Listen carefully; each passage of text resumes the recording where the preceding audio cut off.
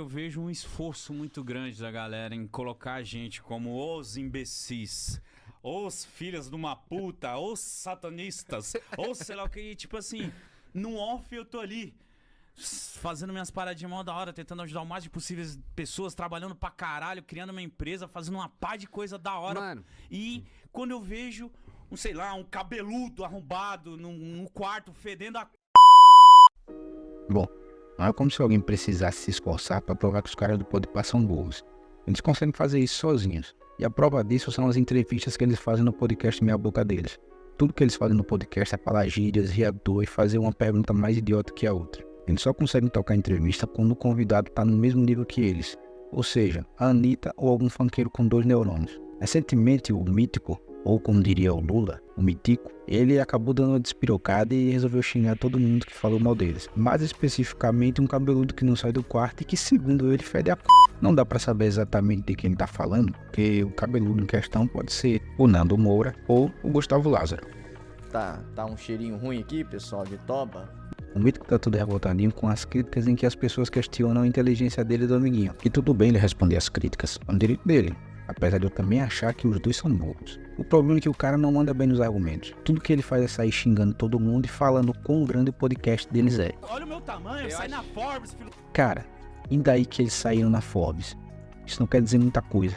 A Anitta já saiu na Forbes, o Lula já saiu na Forbes. O Lula, o presidente que se orgulha de ter sido eleito sem nunca ter lido um livro e um dos piores bandidos que esse país já viu. Mas eu realmente não entendo porque esses caras estão tão revoltados por serem chamados de burro.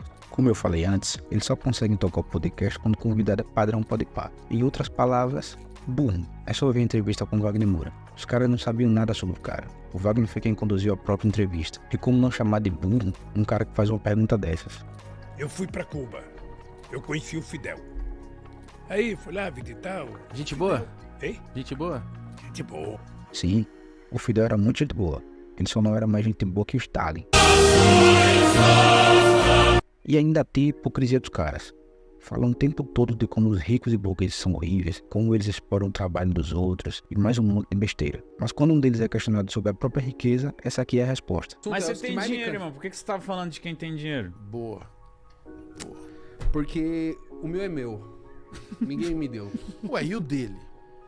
Ele foi construindo, né? Foi construindo. Mas Chega uma... Sim, o seu é seu. Assim como o dinheiro do bilionário é dele também. Não entendo toda essa revolta contra os bilionários, porque afinal de contas, eles só são capazes de expor o próprio trabalho, que é uma porcaria, por causa de empresas bilionárias.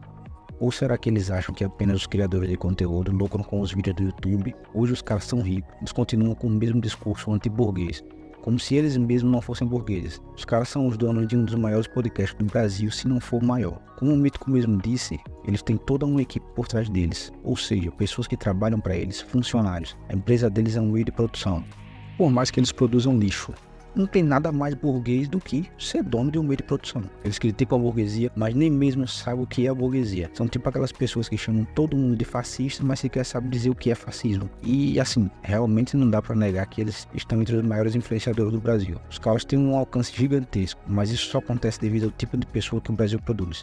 O Podpah produz um conteúdo medíocre feito por pessoas medíocres para pessoas medíocres. Porque é isso que o nosso país é, uma nação medíocre. E é exatamente por isso que um programa tão podre como o Podpah conseguiu se tornar o podcast mais expressivo do país.